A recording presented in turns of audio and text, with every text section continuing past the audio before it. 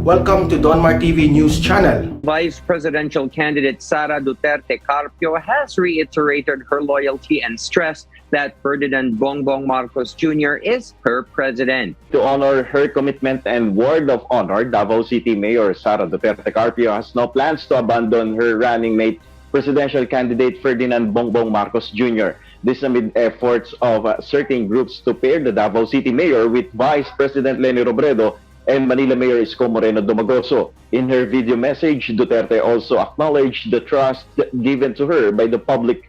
Let me reiterate that I am aware that many of you wish to see me with another presidential candidate. I take that as a sign of confidence in me as a leader. And for that, I am truly, deeply touched and honored. But I am a person, a woman, a leader who values commitment and word of honor. Recently, Congressman Joey Salceda and Rufus Rodriguez endorsed the Duterte and Robredo tandem, which they called the Rosa Movement, while other groups and supporters also pushed for an Isko-Sara tandem or the ISA. Duterte Carpio reiterates the Lakas CMD party's commitment to support the presidency of Marcos. I intend to honor the commitment of my parties, the Lakas Christian Muslim Democrats and Hugpong ng Pagbabago. That is to support Bongbong Marcos as president. Today, Duterte and Marcos Jr. conducted their campaign rally in the province of Quezon. Patuloy pa ring dediretso sa tao ang Partido Aksyon Demokratiko sa iba't ibang lugar sa bansa. Ito ang paninindigan ni Manila City Mayor Isko Moreno Dumagoso sa pangangalap ng boto ng Pilipino. Ayon sa presidential candidate, maswerte si Senador Ferdinand Bongbong Marcos Jr. sa pag-eendorso ng Partido Demokratiko Pilipino, Lakas ng Bayan. Gayunman, umaasa si Dumagoso na makuha pa rin ang boto ng mga ordinaryong Juan de la Cruz.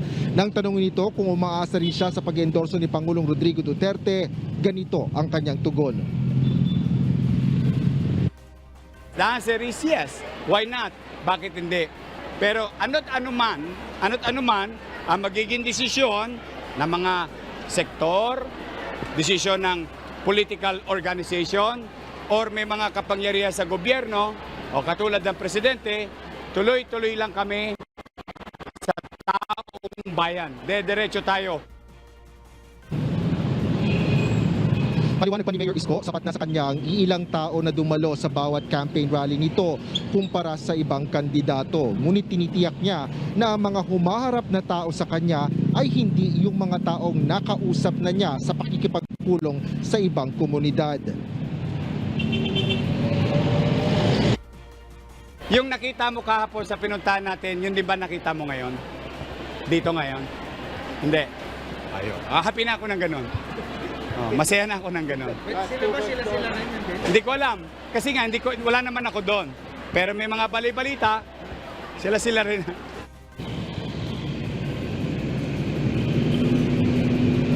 Angela, ngayong araw ay sa Santa Rosa, Laguna nag-ikot ang kampo ni Mayor Isko Moreno Dumagoso at Doc Willie Ong kasama ang kanilang senatorial candidate na si Jopet Sison at ang guest senatorial candidate ni Mayor Isko Moreno na si John Castriciones.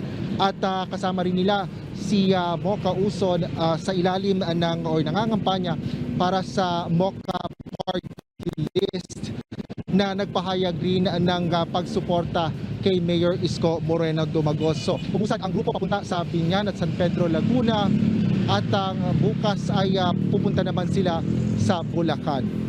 So hindi natin i-judge to, titingnan natin yung dalawang PDP laban. Kasi nga, pumalag si Coco Pimentel sa endorsement ng PDP laban Duterte-Cosi faction.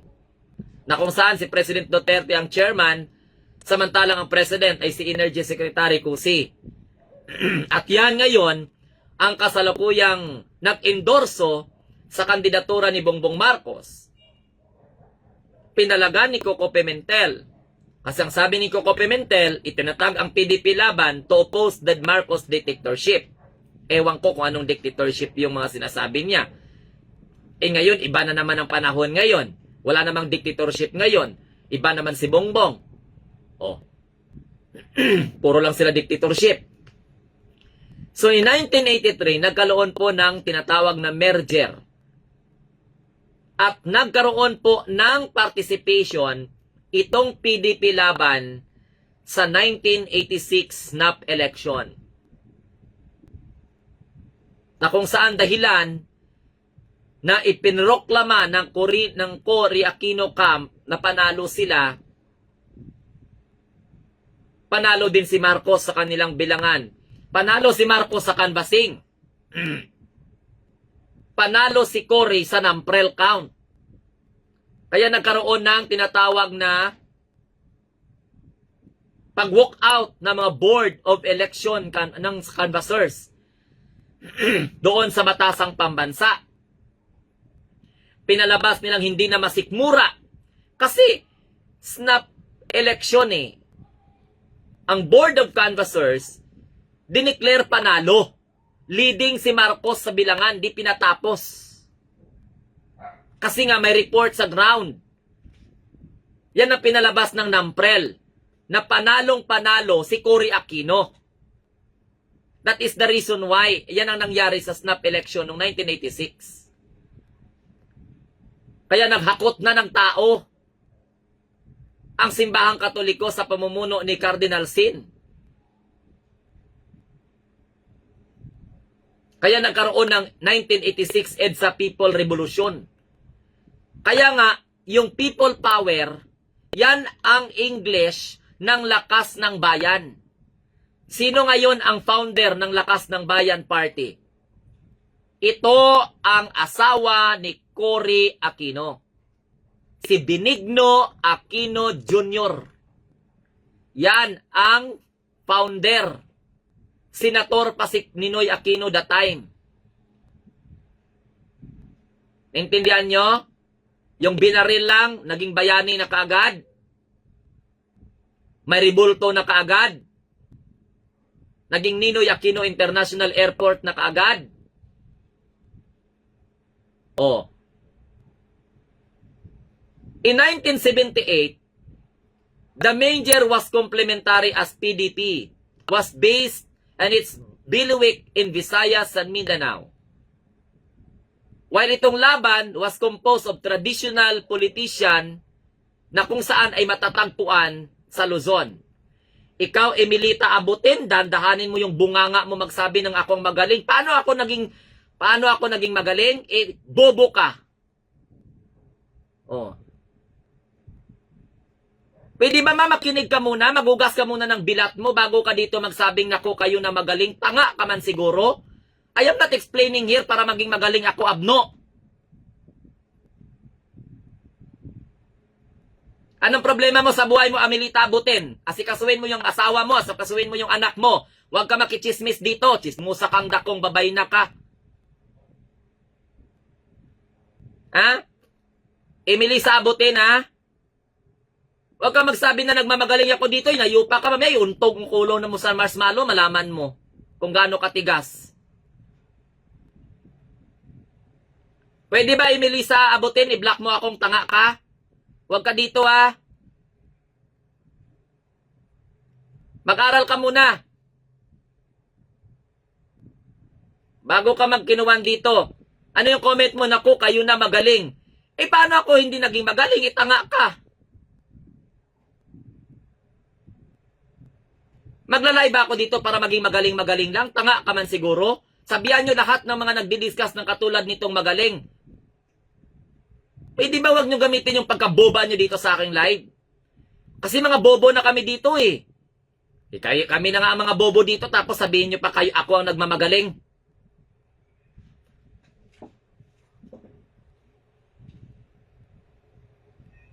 Next, continue.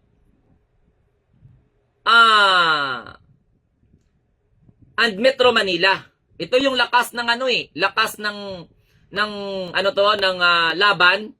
Itong laban dominate. Dominate dito yung mga nagdo-dominate dito ng traditional politicians na makikita po natin sa Luzon at saka sa Metro Manila. Noong 1983, Ano ang nangyari noong 1983? Dyan is na-assassinate si Ninoy Aquino. 1983. Nung in-assassinate na si Ninoy Aquino, ito na yung panahon na nagkaroon ng tinatawag daw umano na economic crisis. Kasi sinasabi nila na yung kasikatan tapos yung popularity ni Marcos ay napalitan ng mga protesta. In the parliamentary section of election of 1984, kasi nagkaroon ng 1984 parliamentary elections, itong PDP laban na to, and the United Nationalist Democratic Organization o yung UNIDO, ewan ko kung alam pa ninyo yung UNIDO, alam mo, Chato de los Santos, Tabanao, kapag dinidisiplina ko yung tao, it doesn't mean that I have an intention to step down to their level. Kailangan natin ito masawata yung mga walang kwentang mga tao sa lipunan. Kailangan natin ito silang paliwanagan ng bonggang-bonggang pangbabastos sa kanila if they wanted to intimidate me. Why? I don't want them to do it all the time. Kasi ako yung isang taong social media influencer na hayaan ko lang kung demonyo ka, hahayaan ko lang, no. I am not the one na itotolerate ko yung ganyang klase mga ugali. Okay. Nung in-assassinate si Ninoy Aquino noong 1983, ang nangyari po dyan is nag-decline yung popularity ni Marcos. Kasi si Marcos ang kanilang mga pinasanginlan, si Marcos ang kanilang sinisisi, sa kabila ng panahon na kung saan, dahil kay Imelda, itong Ninoy Aquino na ito, na tinaguri ang bayani ng mga Dilawan, nakapagpa-opera at nakapagpagamot sa ibang bansa. Noong nagkaroon ng tinatawag na parliamentary election noong 1984, ang participation ng PDP laban dito, kasama na po dyan kasi nag-merge ang PDP at saka yung laban, Lakas ng Bayan, yung Partido Demokratikong Pilipino, itinatag po yan ni Aquilino Pimentel. At yung iba niyang kasamahan, yung tatay ni Coco na pumalag ngayon sa endorsement ng PDP laban, Duterte Cosi Faction. Ito namang laban, ito yung Tagalog ng Lakas ng Bayan. Ito yung sinasabi nilang people power. Yung people power na sinasabi nila ay partido na itinatag ni Ninoy Aquino na inassassinate noong 1983. Kasi yung Lakas ng Bayan, itong PDP at saka yung Lakas ng Bayan, ang kanilang tumong nito ay labanan daw di umano itong diktatorya ng mga Marcos, ni Ferdinand Ederlin Marcos. Kasi nagkaroon ng merger Diyan mo malalaman bakit kayo mamaya nag-merge sila. So itong PDP laban ngayon at itong United Nationalist Democratic Organization o UNIDO, ito yung tinatawag na mga grupo, major group of oppositions. Ito yung mga malalaking grupo ng mga oposisyon sa panahon na kung saan ang presidente ay si Ferdinand Ederlin Marcos.